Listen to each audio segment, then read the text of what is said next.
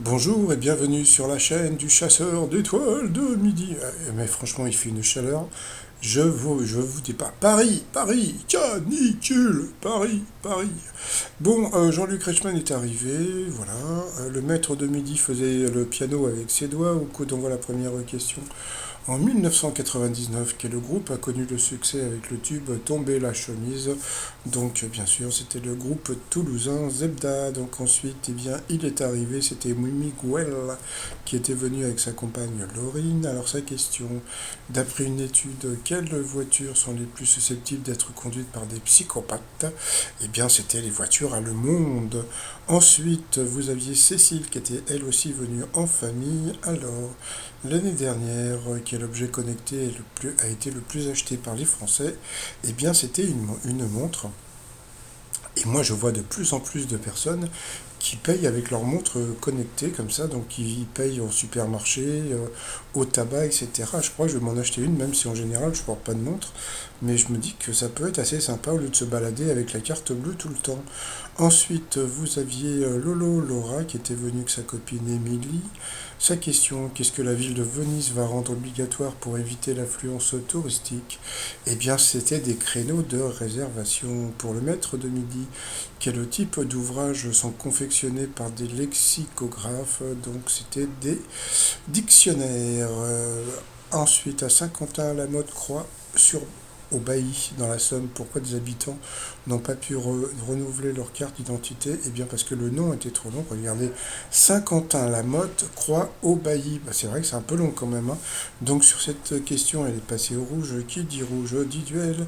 Elle a pris donc Laura en duel, qui est tombée sur une question assez simple. Quel numéro porte le département de Marseille? Marseille, Marseille, canicule. Donc bien sûr, c'était le 13, hein, voilà. Donc ensuite, Laura, Yael et puis Miguel se sont retrouvés. Ah, entre-temps, blablabla. Bon, là, maintenant, ça y est, moi, je recoupe le son, hein, parce que bon, là, le Jean-Luc Reichmann, il est sympa, mais ses voyages de rêve, franchement, commencent un peu à nous saouler, hein. Donc, allez, ensuite, par rapport au coup par coup, qui porte le monocle? La mauvaise réponse était Théodore Roosevelt. Donc voilà, ça c'est la Fifi qui est passée, Laura qui est passée à l'orange. Ensuite, quelle proposition est la traduction littérale du nom du célèbre groupe de musique anglophone? Eh bien, la mauvaise réponse, c'était confiture de phalange.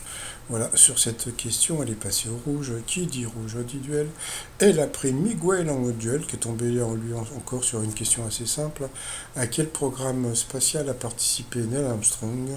Donc ça semblait assez évident, c'était bien Apollo. Alors ensuite, eh bien, on a pu voir que Miguel et Yael se sont retrouvés en coup fatal. Allez, c'est parti des questions sur un catamaran. Catamaran, qu'est-ce que le phoque? Le maître de midi ne savait pas que c'était une voile. Pas grave. Quelle lettre porte le bisénol longtemps employé pour la fabrication des biberons? Donc le bisénol A. Ça c'était facile. Selon la comptine dans la forêt lointaine, à qui répond le coucou? Eh ben il ne savait pas, le Miguel, donc c'était le hibou. Coucou. Bon, passons. Ensuite, quelle espèce animale l'entomologiste étudie-t-il? Eh bien, ce sont des insectes. Ensuite, quelle cicatrice du ventre correspond à la section du cordon ombilical, donc le nombril?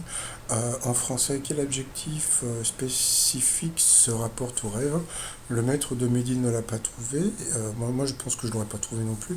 C'était onirique. Donc, voilà.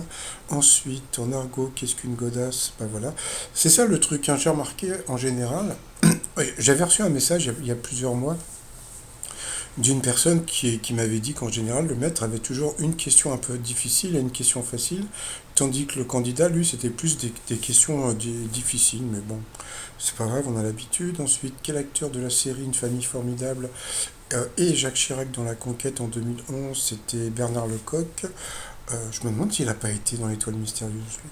Ensuite, quel animal appelé bof à boss vit dans les régions tropicales? Donc là non plus, Eh bien, Miguel ne l'a pas trouvé, donc c'était le zébu, et quand zébu, j'ai plus soif.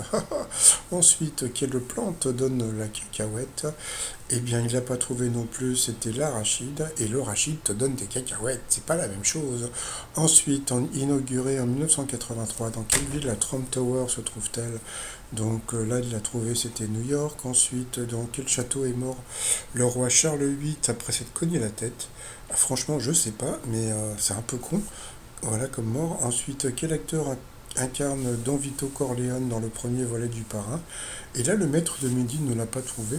C'est pour ça que quelque part, je gueule un peu par rapport au maître de midi, parce que franchement, il a des questions qui sont super faciles et puis il n'arrive pas à les trouver.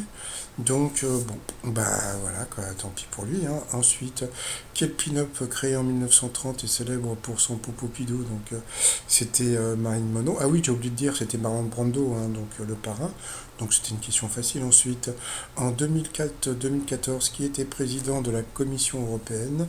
Je ne le savais pas, c'était Barroso, un truc comme ça. Ensuite, quelle machine passe un disque lorsqu'on met une pièce dedans? Donc le jukebox. Quel est le prénom de l'épouse de Charles, la belle-mère de Harry et William d'Angleterre? Là c'est pareil, le maître de midi ne connaissait pas Camilla Parker Bowles, donc bon, bah qu'est-ce que vous voulez que je vous dise, hein, donc, voilà. Et après Jean-Luc Reichmann dit: oh là là, mais vous nous épatez! Bah oui, bon, c'est pas grave. Quel est le féminin du mot opticien? Donc, bien sûr, c'était opti soin, opticienne. Ensuite, dans les livres pour enfants, comment s'appelle la petite souris amie de l'ours Ernest? Alors, franchement, je ne savais pas, lui non plus. Et puis, j'ai même pas retenu parce que, franchement, voilà. Et comme on peut voir, eh bien, ils ont vraiment voulu l'achever, donc à la fin, en droit français, quel terme désigne la navigation à des fins de loisirs ou de sport.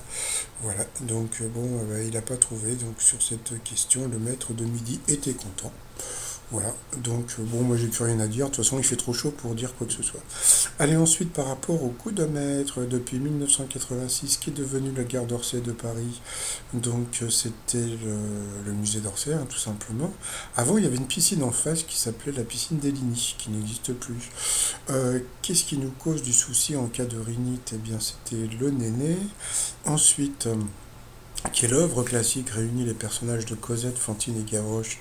Bon, là encore une question facile, c'était Les Misérables. Ensuite, dans quel télécrochet a-t-on découvert la chanteuse Iseult? Donc il y avait The Voice, Nouvelle Star. Eh bien, il a dit The Voice. Bon, moi je regarde pas trop la télé, mais bon, je savais que c'était dans Nouvelle Star. Donc c'est ce qu'on appelle un coup d'arrêt. Voilà, donc coup d'arrêt sur Iseut, donc à cause d'Iseut. Franchement, bon, il aurait pu trouver parce que bon. Mais bon, à sa décharge, il a dit qu'il regardait pas et ça la fout mal.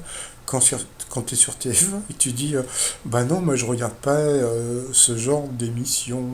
Donc voilà. Ensuite, dans les Cévennes, quel terme désigne la piste empruntée par les troupeaux transhumants? Alors là, franchement, et je crois que c'était Dry, voilà, donc il a encore perdu une étoile et un zéro. Mais bon, là c'était difficile hein, quand même, donc bon, bah, il a gagné 100 balles, bon, bah, on va plutôt avec le sourire.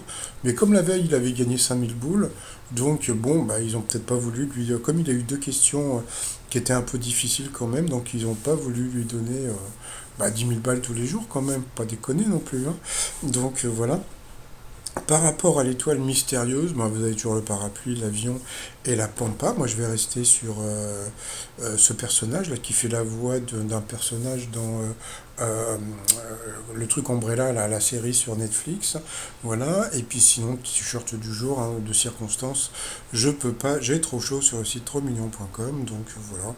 Bon, bah. Qu'est-ce que vous voulez que je vous dise? Bon, bah, il est sympa. Tiens, tout à l'heure, j'ai eu un message de.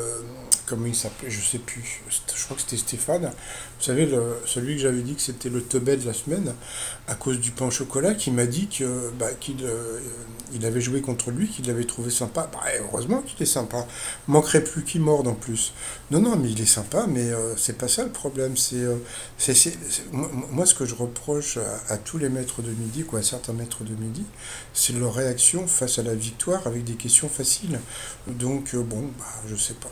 Mais comme dirait l'autre, il y en a qui croivent et il y en a qui croivent pas. Allez, moi je vais vous souhaiter une bonne journée.